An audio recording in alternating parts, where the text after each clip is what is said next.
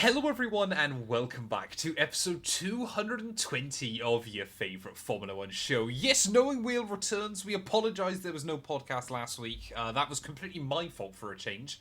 No, I wasn't skiing in the Alps or doing anything fun like that. I was just very, very ill at home. So we didn't get a chance to do a podcast. You know, we don't get to talk about F1 live.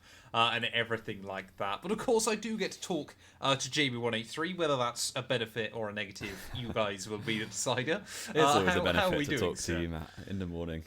Ready for the new season. We're only, less than 2 weeks away now. Exactly. Mental. It's worrying. Well, this is the thing, isn't it? Because we were like, we need to do a podcast today, of course. And we were like, next week will be Australia preview.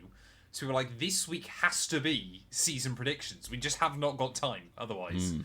Indeed. That's exactly what we're going to be doing today. So no chance to talk about the awful liveries. That's my take. They're all bad. I don't like any of them.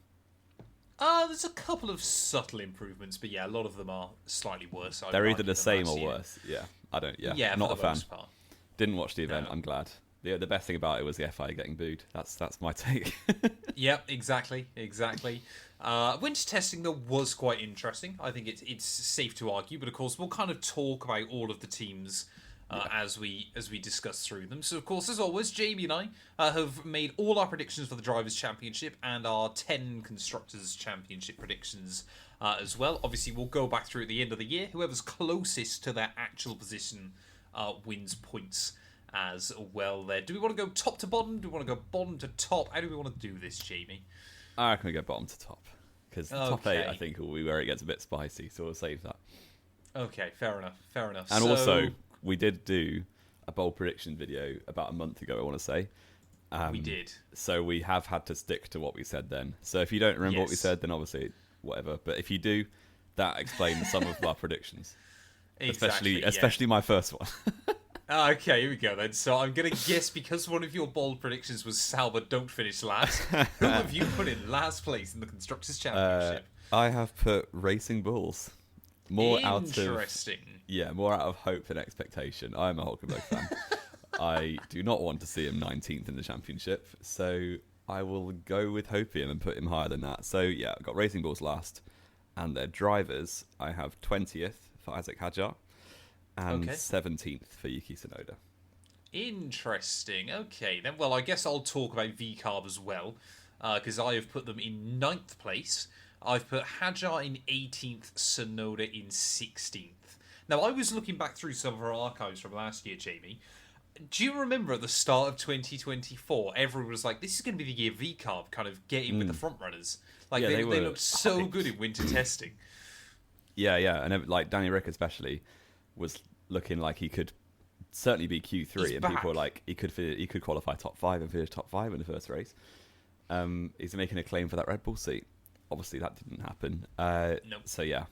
VCARB are a weird one. The thing is, we've said this many times before, they're not a team, or they're the only team where winning doesn't matter. It's not a priority. I guess you could argue the same for, like, a lot of teams this year, where it being 2026 is the priority. So, a lot of teams, so Sauber, for instance, and I guess Williams probably the same, teams like that have already shifted development onto next year. Yeah. But VCARB are designed to not win, because they're designed to blood young drivers to go to Red Bull.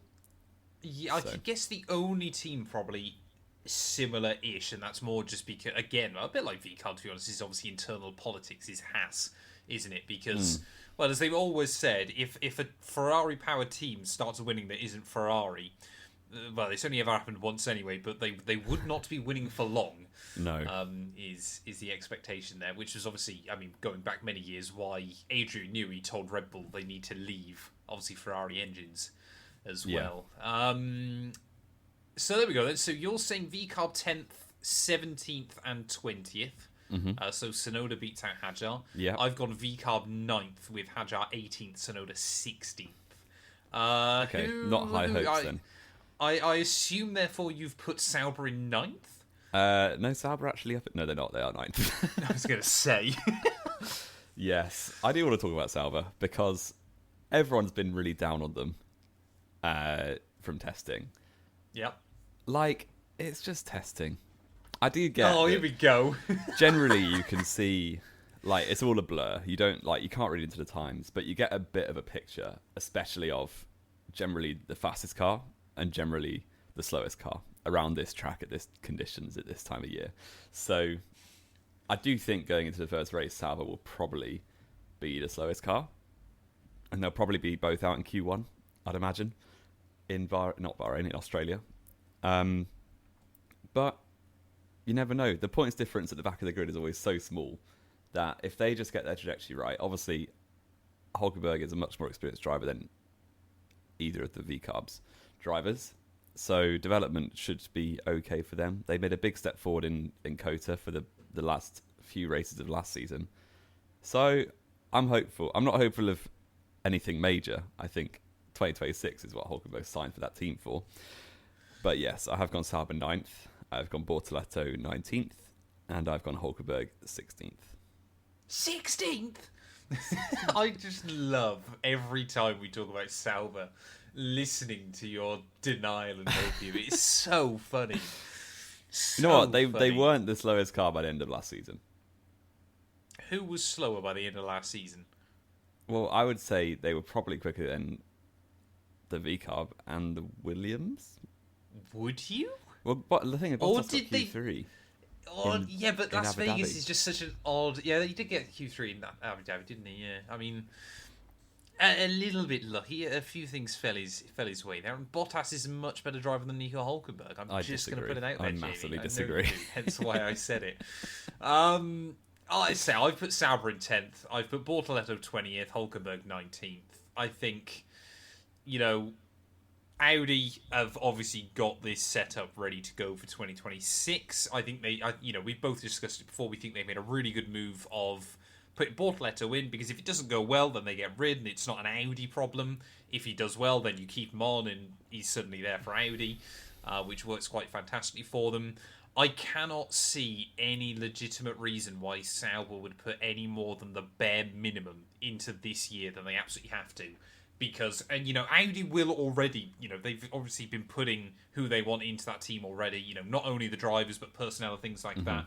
They will be making sure that they get every bit of resource and wind tunnel time, and everything else will be purely focused on next year's car. It genuinely wouldn't surprise me if Sauber this year basically just do a Haas from 2021. Although we both agree that Haas was nowhere near as bad as people think it was. No. And yeah, they were done because they had two terrible rookies who was like the that didn't help. blind. Pretty much, yeah. I think Sauber this year, I'm gonna say they're gonna score a point. I think Hulkenberg will score a point, but it'll be similar vibes to last year of they'll scrape it somewhere in a chaotic race that just happens to suit the car anyway a little bit. I still don't really get how Qatar suits Sauber. Because it's quite an all aspects track, but it did. For whatever reason, 2 years in a row, it's been Sauber's strongest track by quite a bit. So. For seemingly no reason. Yeah, it's really, really odd, isn't it? Yeah. But yeah, I think Jamie lives in Hopium. I think Sauber are well aware of how tough this year's going to be. Potentially. This could be where we differ. Okay. Well, maybe. Have I put these too low? Maybe I have. No, it'll be fine. I have gone for Haas in 8th. Interesting, as have I. And looking at my drivers, I'm not sure if this is even possible for them to finish 8th based on where I put the drivers, but I've got Ocon in 12th, and I've got Behrman in 13th. Interesting. I've also got Behrman in 13th, but I've got Ocon in 14th. Oh, so you think Behrman's going to beat out Ocon? I think Behrman is going to beat out Ocon, and I'll tell you why. Yes, I think Ocon very quickly is going to lose favour within that team simply because he's Esteban Ocon. You think they'll find him hard to work with? I've never heard that one before. I think he'll be difficult to work with, and as soon as Behrman starts stringing together some results, and of course, again, we already spoke about it, Ferrari politics, he'll start getting the upgrades first, Ocon will get more unhappy. I don't think we'll quite see a situation like we did at the end of last year where Alpine just built a car for Pierre Gasly. But I can see the tides moving. When Ocon was at Force India with Perez, it only took him 8 races to have a massive fallout with Perez as teammates. So it could all blow up this year. We never know. It could. But yeah, I think obviously Behrman's got, I would say, a much higher ceiling than Ocon does, but He's a Yep. rookie. It's his first, or his fourth Formula One race, I guess, but it's his first full season. And I just think Ocon will have a measure, but not by much. And if they remain teammates for 2026, not for long. So, yeah, Behrman will have dramatic improvement. Haas, obviously, I think were the slowest team overall in testing, but they did that last year and then rocked up to Bahrain with probably the fifth fastest car or sixth fastest car. So, yeah, don't read into their 5 seconds off the pace times, because I was doing that last year. And They did was get a lot better pleasantly towards surprised. the end of it. Yeah. I think the thing is, again, Haas are... I can see them kind of coming into the season quite comfortably, you know, maybe in the fight with a couple of the teams above them that obviously we'll talk about in a minute. But then very quickly just trying to focus more. Once they kind of know they're safely ahead of VCarb and Sauber, focusing then most of their resources on 2026 would be what I can see. Because they've done that very, very effectively, actually, in previous years, and it's worked quite well for them. Of kind of start a year fairly strong and then just put then all the eggs into next year's basket. Yeah, potentially. Potentially. And we were saying pre-show that I would argue from ninth downwards, probably discounting the Sauber drivers if you're doing this without a Sauber bias, from ninth to 18th, it's just hugely messed. Like, it's impossible to predict anyone anywhere. If you get any of them right, it's pure luck. But if I do get any right, it's pure skill. Oh, obviously. Who have you got in 7th place then, Jamie? Next up above Haas, I have gone for Williams. So have I. Wow. And I've This gone is where Carlos things get Sainz. really boring. Carlos Sainz in 11th and Alex Albon in 14th. So they're kind of Interesting. circling around those Haas drivers. I've gone... So obviously Williams in 7th, just like you. Sainz in 11th, just like you. And Albon in 12th. So you think they'll be quite close? I think they'll be quite close. I'm worried for Albon this year, not going to lie. I feel like people are very worried for Albon, and I can kind of understand it because Sainz has looked very good in that car. But I don't see him getting the better of Sainz necessarily, but I can also see him being able to get pretty close. Yeah. Well, And I think right for now all that is we Albon's know- team. Yeah, and I think for all we know as well, we could end up in a situation where Sainz is comfortably better than him, and then kind of a bit like what we kind of worried that Albon's done in recent years, have kind of let off the throttle a bit. I can see then Sainz doing that and it kind of keeping Albon closer, if you will. Fair. I just think Sainz is a better driver, to be perfectly honest. So do I. Yeah. Yeah, I think Sainz will win this out, and I think Albon... His stock's not going to dramatically fall through the floor, but I do think it won't do him It's any going to be a favours. real potential year of exposure for him, isn't it? Yeah. Because of if he beats out suddenly he's got Sainz, series. suddenly everyone's like, oh, we need to get him in a top car again, because he's good. Yeah. And Which yeah. that Williams could be, for all we know, in the near future. It's not going to be... at best, it'll be 5th, won't it? It's not going to be higher than that, surely. I think people have overhyped Williams coming into testing, or coming out of testing, sorry. I think Williams have gone for some very aggressive runs. You know, maybe that's give the sponsors some good kind of exposure and things like that, but I think Williams are probably one of the more overhyped teams coming out of winter testing, and it's probably going to be helped by the fact we're in Australia first, which generally we'd imagine suits their car. Maybe not as much as it would have done a couple of years ago. Yeah, because they've but I gone think for he's all going round to now, really haven't carry them. Yeah. And they might enter both cars into Melbourne this year, which obviously they didn't do last year. Which would be ideal, yeah. But James Vowles, I like him a lot. I think they're on an upward trajectory. But 7th is probably it represents progress. You know, they finished 9th last year. It does. So. It does, yeah. Exactly. 6th place then, Jamie 183. Next up, I think we've got the same team here because I have put Aston Martin. Yep. I have put... This is going to be funny. I have put Lance Stroll in 18th. And I have put Fernando Alonso in 9th. Okay. So remind me again who you've put behind Lance Stroll overall? Bortoletto and Hadjar, and that's it. Okay, fair enough. I've also put Aston Martin in 6th. Obviously, that was one of my bold predictions at the start of the year, that they finished behind Alpine, so you'll never guess who I predicted 5th.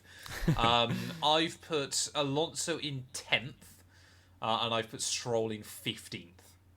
So, my kind of prediction is that we're going to see two of those midfielders, which, again, I'm sure you can guess who that is, really kind of be a cut above the rest this year in terms of point scoring. And I think that'll be what keeps Aston Martin afloat ahead of the likes of Williams and Haas and things like that. To be honest, that's what happened last year. Pretty much, exactly. I think Stroll will be bad, as always. But I think he'll still be able to get a few. I think Stroll, honestly, is... I think the last couple of years, to call him unlucky would be harsh on all things motor racing. But I think, he probably hasn't had his ridiculously everything fell into place for him result that I think he'll get a couple of, or one or two of this year. Do you want a fun fact about Lance Stroll? I'm sure it'll be funny. He hasn't scored a point since the British Grand Prix. Yep, that seems about right. Well, when was his last podium? Has he scored a podium in the Ground Effect era? Not for Aston Martin. So it would have been His Racing podium... Point in Sakir in 2020. Sakir 2020, that's I think, wild, isn't it? I'm pretty sure. He's not scored one for Aston Martin, definitely. So yeah, that would be it. Hasn't scored a podium in the Ground Effect era yet, which is pretty in almost mad. 5 years. Exactly. But he still gets that... Oh, sorry, I did him a disservice. It was Hungary where he scored the last point. One race later. Fair enough. He hasn't scored a point since the summer break. I do agree with you, though. I think Alonso will hard carry that team. And if the top 8 are the top 8, as we kind of expect, you're looking at a random 5th place here could overdo all of the work of 9th and 10th places for everyone else. Yes, I do think Alonso is capable of that one-off result still, even at 42, whatever he is now. So, I think it'll be a hard carry. I think Stroll will barely trouble the points. And I think it's that weird thing, isn't it, last year of obviously Alonso did very, very well early on, then Aston Martin kind of fell back into no man's land, but they were still quite often better than everybody else. I think this year it's going to kind of have to be Alonso carrying to keep them above everybody else. And I mean, that Aston Martin through winter testing looked dodgy in a lot of occasions. Alonso finished on 70 points. In the 2024 championship, Gasly was next on 42. So he has got a lot of points in hand. And obviously a lot of that came from early season. But even from mid-season onwards, Alonso was still finishing randomly in 6th or 8th or 7th a few times. So the inconsistency of everyone, because it will be really, really competitive, it will lead to them taking points off each other. So, I don't know, Williams might pop up in 9th one week, or a Racing Bull or a Sauber somehow, and then your Sauber opium is so funny. Your Alonso 6th place in Hungary will just be like, it'll be worth a lot more points, if you get what I mean, than just the 8 points. Exactly. So, 10 points is a lot more when you're going to score 20 in a year than if you're going to score 300. Exactly. 5th place then, Jamie. I assume we've gone the same way here again. I would like to think so, based on who we've got left. Alpine on my 5th place Red team. Bull. No, I haven't really. It wouldn't surprise me with your agenda. Alpine, I've put in 5th. I have put Pierre Gasly in 10th, just behind Alonso. I have put Jack Doohan in 21st. Okay. Franco Colapinto in 15th. Okay, so that's reassuring then, because I've also, like we said, got Alpine 5th. I've got Gasly 9th. I think Alpine are just going to have a bit of a better car, and I think Gasly, now he's not teammates with Esteban Ocon, I can see him kind of doing well, or, being able to kind of maximise the results with that team. We kind of saw at the end of last year, didn't we, of once Ocon was no longer kind of any thought within Alpine. Yeah. Well, not even that he wasn't a threat anymore, because they basically didn't make him a threat. It was basically like shooting him in the kneecaps and then wondering why he's not competitive. Gasly obviously did string together some great results. So we kind of saw almost like AlphaTauri Gasly back. Yeah. Where he was just able to get some mega results. So I think he'll kind of beat out Alonso in the best of the rest battle. I've put Colapinto in 17th, simply because, like you, I think he's going to come back. But I think he might get a couple of decent results and then just be mid. And Alpine be left kind of with... I mean, it's going to be a Flavio Briatore kind of move, isn't it? Of put him in, and then he's actually not that great. And then, just like you, I put Jack Doohan in 21st. He won't score points before he's sacked, and that'll be the end of it. I back that. It'll be 4 races in. And I've got Colapinto beating out, the V-Carbs, the Saubers, and Stroll. So, I think he'll get enough points here and there to get ahead of that bunch, but not enough to trouble the Haas and the Williams cars. So, Yeah, I've put the him thing ahead is, then of Hadjar and both Sauers ever, behind ever since Tsunoda. ever since Alpine signed Colapinto as a reserve driver, the narrative and all of the predictions have been, well, he's going to be racing for that team. And it might just be that this is one of those F1 worst kept secrets that it's obviously going to happen. But equally, what if Doohan just turns up to Melbourne and gets like an 8th place? Because it could happen. Do we see that happening? Well, if Gasly's ahead of him, then yeah, if it's a 7th and 8th place. I don't think he'll beat Pierre Gasly, but I don't think he's a terrible driver. I don't think he's a terrible driver either, but I don't think he's also proven to be that good either. Like, that quick to adapt, which unfortunately is going to be everything that he needs right now. Yeah. I think ultimately, isn't it, we talk about there has to be a reason why Alpine bought Colapinto out of a reserve driver contract, B, why Colapinto would make that move, pardon me, and suddenly C, why they would suddenly offer him so much more money. Yeah, for it's costing Alpine a lot of money to have a reserve. Exactly. Like they'll definitely to buy pay a reserve driver more than Doohan, for instance. Probably, or very similar at the very least. Yeah, so I do think he'll be in that car probably by round 5, but we'll see. I'm trying to remember where the calendar falls because I think there's a month gap, isn't there? It might come after that. I think it's China round 4, isn't it? No, China's round 2, Jamie. It's a week after Australia. Right, didn't know that. We got a 2-week break before Japan. Bahrain is a week after that. Saudi, yes. So it's 2-week break between Saudi and Miami. I think that's where you're going to see the swap. Yeah. Okay. I don't think you're not going to want to put Colapinto in on a triple header. I don't think. And if they actually they could bring him in for Saudi and watch him crash. I guess that could happen. I think it's a recipe for disaster. Colapinto at Saudi Arabia, so maybe just avoid that one. That's Flavio Briatore though. I can see it happening. Potentially, I saw Flavio Briatore in a restaurant in Monaco. So I tell you that. You did. I watched a fascinating video about his time managing Queen's Park Rangers, which was quite funny. Wow. Because it's the most Flavio Briatore thing in the world. Have you heard about this?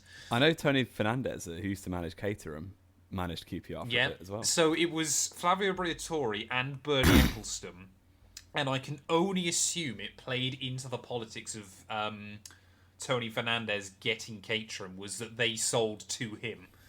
Wow. Flavio Briatore basically came to QPR apparently and started telling the coaches and people who to put on the team and things like that. He is mental, isn't he? I want a I've Delta wrap today. I genuinely don't think I've ever known someone with such a god complex like Flavio Briatore. The thing is, what annoys me about him as well is he should probably have ended up completely homeless. Like, there's in a million simulations of Flavio Briatore's life, in 999,999 he ends up homeless. Sadly, we live in the one where he's a multi-millionaire. Yeah. Oh, it's quite amusing. But I do, you know what? F1 is more entertaining with him in it. So whether that's for better or for worse, I don't mind it. Okay. Moving on then, Jamie. P4 in the constructors. We've got our top. This is what F1's really all about, isn't it? This is the big 8, exactly. The headline will be written by one of these teams this season. So I am going to start with, in 4th place in the championship, Mercedes. As am I. And that leads me with George Russell in 6th and Kimi Antonelli in 8th. Okay. I almost found out where Hamilton was then out of it's just force instinct, of habit. Yeah. Force of habit. I've put, like I said, Mercedes in 4th, the same. Antonelli in 8th, the same. But I put Russell in 5th this year. Interesting. We both spoke about this pre-show. Mercedes, a bit like Williams, are far too hard. This was a cold circuit, and maybe I'm not as much of a Mercedes fan anymore, although it was still quite fun watching Antonelli going around. I do like Kimi Antonelli. I don't buy into... I think it was a perfect kind of storm for them, or lack of storm, in Bahrain. Yeah. It was a cold circuit. It suited that car. I think they might be stronger in a few occasions, and it might be close this year. But I think ultimately still although I think Antonelli is going to be good, I think he's still going to be a rookie early on. He's still going to make it because he not only is he a rookie, he's a young rookie. So there will be little mistakes and things like that. I assume a bit. I think honestly, we're looking at this like Max's 2015 campaign. There's absolutely the makings of a world champion there, but still very rough around the edges. Yeah, massively. And because even his junior career has been a bit rushed. And obviously he won Italian F4s and he went straight into F2. So, an F2, F2 is hard to read into, but his campaign wasn't It's pointless that to read strong. into at this point. But yeah, we shall see. But I don't hold massively high hopes. And the problem is that because he's in that top car, it will be quite obvious when he's not doing that well for him. Whereas if he was just in the midfield and your teammates also in the midfield, it's harder to notice in a way. I kind of hate the fact we've put him in the same position for how much you hate Antonelli and how much I do quite like him. I don't hate him. I want to see him You just do well. hate young Formula One drivers. You could admit back in my day, they didn't Back in debut day? until 23 years old. Lewis Hamilton. Yeah. Who was this kid at 18? No, I don't hate Antonelli. I just think out of those, you just top... never hype up young drivers. Exactly. I don't think The Mercedes will win last that young many driver races Jamie more hyped than up was last Nico year. Hulkenberg. The last young driver I hyped was Hulkenberg. Was that? Yeah. I was 10 years old when he debuted, so Yep, I'm not and sure were that you was the hyping case. him up? I was a little bit. Oh, man. Yeah, I think Mercedes will win races. I think they won't win that many more than last year. And to be honest, it's going to be so tight. I think we're in for an absolute killer season. Oh, I hate this hype, man. No, I'm well up I for it. hate I think it's going to be a great season. I think we're going to hype it up so much, and after last year was quite good, we're going to end up in a situation where one team has just got a bit more than everybody else. Sadly, it won't be as big a gap as we've seen in previous years, but it'll be like someone's got 3-4 tenths that they can hold everywhere. I would go out and say, we haven't got that yet, but my top 5 drivers in the championship, I think with 3 rounds to go, they'll all still be in with a shot. No, won't happen. Won't happen. I'm sorry. I'm going to be the pessimist here for a change. I'm up for it. I'm well up for this season. Settled earlier because of earlier than last year. Not earlier than last year, but around the same time. Okay. In very different context as well to last year. Okay, we shall see. But I think Mercedes will be just on the coattails of that big top pack. I think Russell will win a few races. I don't think Antonelli will. Okay. I think I've said Antonelli will win a race this year, haven't I? In my bold predictions. Yeah, I think he'll get Antonelli will win a race. podium or 2. Yeah. Okay. Yeah. Okay. P3 then, Jamie. 3rd in the constructors. You're going to laugh at me for this, but I don't care. I put Red Bull. Oh, okay. So have I. That's fine. But you're going to laugh at where I put the drivers. Yes, I am. Because Liam Lawson in 7th place. So have I. Max Verstappen in 2nd place. Oh dear God. Yeah, fair enough. I can't. The thing is, I can't even argue because it could well happen. I think Max is the best driver on the grid. Quite, not comfortably, but by a little bit of a gap. So where have you put him? I've gone, say, Red Bull 3rd, Lawson 7th. I put Verstappen 6th. Although I'm seeing this year with a different narrative to you. Max is not going to finish 6th. That's ridiculous. My point is, I think we're going to see a slightly different narrative to what you think we're going to see this year. Of Red Bull and McLaren, I think are going to be comfortably a bit better than Mercedes. Red Bull. You mean Ferrari and McLaren? Okay. Yes, sorry, Ferrari and McLaren even. I think they're going to have a few tenths over Red Bull and Mercedes. Red Bull and Mercedes then are just going to start cheating because as soon as Max realises, if a world championship isn't possible this year, which is what I think is going to happen, they will put their focus on 2026 because why wouldn't you? A team like Red Bull, especially, they're completely financially covered. They haven't got to worry about anything else. You may as well. So I think we're going to see, potentially a bit like 2008 of Ferrari and McLaren kind of get so into a fight this year that it might screw them over next year. But I think Mercedes and Red Bull are going to be battling for that P3. And like you said, I think they might be able to get a couple of wins each. I feel like it's going to be one of those situations where the Red Bull is probably a slightly better all-round car. But when you get either track conditions or a circuit that suits the Mercedes, it's going to be comfortably better, which is why I've put George above Max overall. Or if you get a circuit which really highlights driver skill, like a wet Interlagos, then Max might just win. So okay, yeah. You want to believe that's what happened? I'll justify why Verstappen's 2nd. I think we're going to be, as I said, in for a great season where you've got the McLarens, the Ferraris, and one Red Bull in that really, really tight group at the front. And I think I'm not going to argue. I can Yeah. completely understand why you put him there for what you think the season Yeah, is going to happen. you just I think just don't differently. think that's how the season's going to yeah, go. and I really think it'll be a such a close championship fight. Honestly, between my top 5, probably towards the end it'll be between the top 2 with a few races to go. But yeah, I think the Red Bull will be a slight step behind the McLaren, but Verstappen is a better driver than anyone else on the grid in my mind. So he will drag all that he can out of that and just come up short. Don't get me wrong. I don't think Max isn't going to drag everything out of that car either. Yeah. But the other thing, Jamie, you've got to factor in, which I know potentially sounds ridiculous, but is important. Race ban. No, not race ban. Oh. Nothing new. I was going to say. Genuinely, Max Verstappen's got a kid on the way. Oh, That will change your perspective. It could. But There's that famous quote from Alonso, wasn't will. it? With the when he was going around outside Schumacher at 130R. Exactly. Like, I know he had a wife and kids at home, and he would have to lift off. But it is true. Like that aspect, and it's potentially.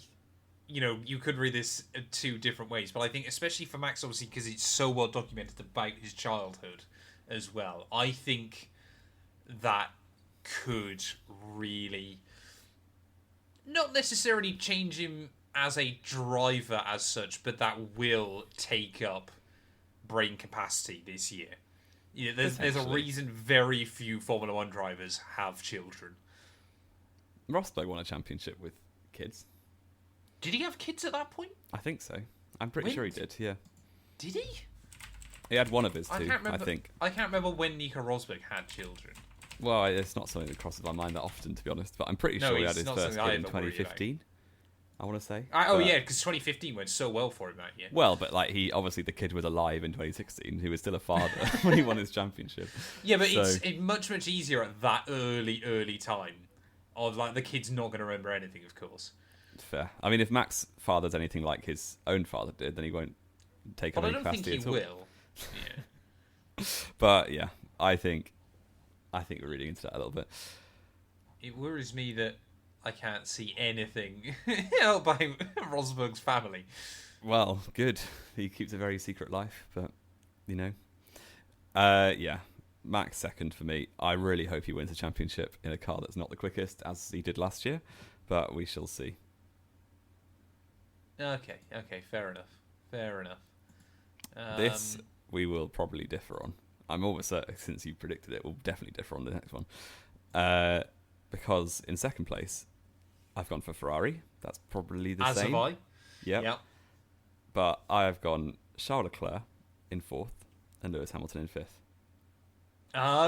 Okay. Let's say it again. I'm seeing a different narrative this season. I've gone Ferrari second, just like you, sir. I've gone Hamilton second, Charles Leclerc third. See that Hamilton championship fight's on. I feel that McLaren are going to be comfortable. That car looked so good in winter testing. I think what's going to happen very quickly is McLaren are going to come out the gates a bit like Red Bull last year. Lando's going to string a couple of wins together. McLaren then are going to have to say to Oscar Piastri, look, he has to be the priority this year. And although Oscar Piastri's not going to like it, he's going to accept it. Ferrari will get better, and I think will be close enough to fight frequently, but not always. I think that McLaren is just going to be it's kind of going to screw over the end of the ground effect era of it's just going to be a bit too quick, a bit too often. And it might even be as well, of course, because we haven't factored in. Effectively, this year's split into 2 separate championships anyway, of the first 8 races with flexi wings, and then Spain onwards without. I think that's going to be McLaren might have. That's when they're going to. Yeah. Spain is when that changes, when they're going to put all the new testing in for it. So I think we could end up seeing a situation where McLaren have absolutely steered into those flexi wings still, are going to be comfortably. And when I say comfortably, I mean like 3/10, not like a second like we used to see. So you think they'll get 1-2 in the first race? I can see a 1-2. I think McLaren are going to make the end of the ground effect era way less interesting than people want it to be. Okay. I hope not. Who are we I talking hope about? not, but we're about Ferrari, aren't we? We're on about Ferrari, but it's top 2 now. We talk about both intertwined. Okay. Yeah, so I've gone Ferrari second, Leclerc 4th, Hamilton 5th. I do think, as we said in our bold predictions, I think Leclerc right now, at this stage of each of their careers, is a slightly better driver than Lewis Hamilton, purely based on age and decline comes to everyone. If Lewis, I know that the cars were whatever you want, excuses you want to throw out, but Lewis did lose to Russell in 2 out of 3 seasons. And I think Leclerc's better than Russell. So, yeah. And it's his team. He's been their golden child for many years now. He's going into his 7th season at Ferrari, which is mental to me. That's mad, isn't it, to think about? It's the fact we're older than near enough half the grid now as well, which is worrying. Hey, speak for yourself. No, you're already younger than one more driver than me. Yeah, exactly. That's one. I think there's only the rookies Clearly are younger you're than me. still young with that I voice know. break. I will edit that one out. No, Oscar Piastri. Oh yeah, I forgot about Piastri. That's a shame. Because he's basically a 40-year-old man trying to sell a 22-year-old man's body. Yeah, but I think, as I said, top 5 are going to be all winning multiple races for me. Which my top 5 is obviously the McLarens, the Ferraris, and Max Verstappen. Yeah, I'm hyping it up. I've got a 2010 in my mind, but we will see if that actually comes true or not. So to clarify, then you've got Oscar third Lando World Champion.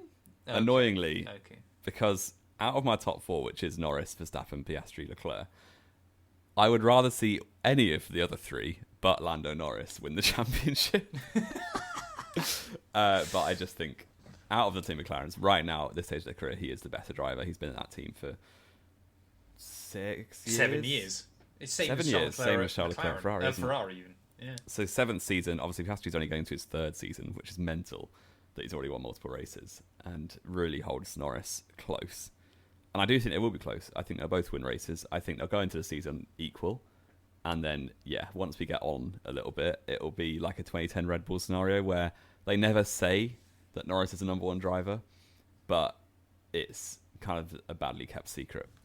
Is this a 2010 Red Bull scenario where the Red Bull is actually far more dominant than people ever give it credit for? Well, it was quicker, but it wasn't dominant because they just couldn't finish races for half of the season. It was quite unreliable, but it was easily the fastest car most of the time. Yeah, it was, yeah. And a lot of, the best driver on that grid was driving a Ferrari, so, yeah.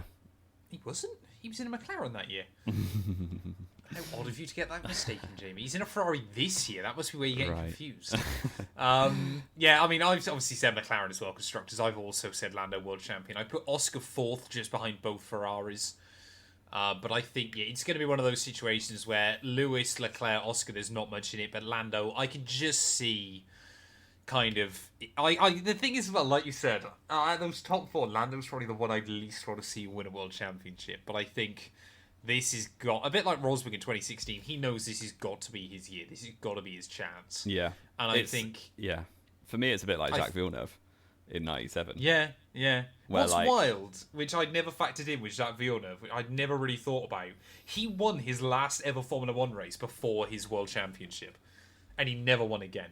Which, apart from drivers that retire immediately, I can't think of anybody else that has happened to. Apart from Rosberg, of course, who retired on the spot. Has anybody else won their last race before? It probably has happened a couple more times, I'm sure. Well, Jochen Rindt, but that was different circumstances. Yeah. And he didn't... My point is he didn't race after winning the World Championship either. No, true. Yeah, there can't be many. No. Wow. Obviously, Felipe Massa would have done it on the same day had he won the World Championship.